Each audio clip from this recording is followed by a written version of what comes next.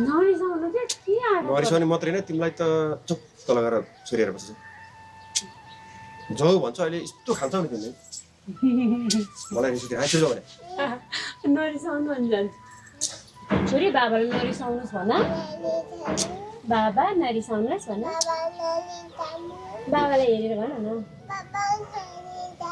देख्नुभयो छोरीले नरिसाउनु भन्छ ओके भने जान्छ पुर्खा जान्छ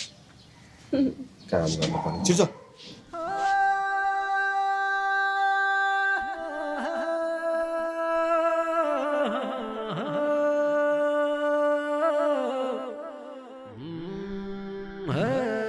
कान्छी भाउजू यो पनि कपडा धुनु थियो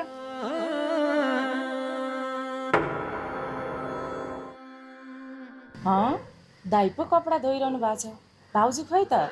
मैले कान्छीलाई तल पठाएको छु ए मैले यहाँ अझै कपडा ल्याइदिएको थिएँ हुन्छ बहिनी हुन्छ त्यही राखिदिनुहोस् म धोइदिइहाल्छु तर दाइ तपाईँले किन र मैले कपडा धुनु हुँदैन र कान्छीले गर्ने काम मैले गर्दा के फरक पर्छ र म पनि त सफा बनाएर धोइदिन्छु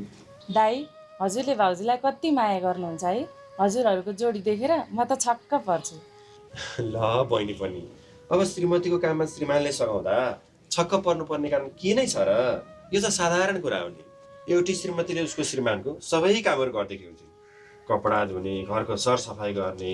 परिवारको रेखदेख गर्ने भान्साको काम गर्नेदेखि लिएर सारा घर सम्हालेकी हुन्छ अनि श्रीमानले चाहिँ श्रीमतीको अलिकति काम सघाउँदा पनि कतिपय मान्छेहरू छक्क पर्छन् कपडा धुने भान्साको काम गर्ने सरसफाइ गर्ने यस्ता काम छोरी मान्छेले नै गर्नु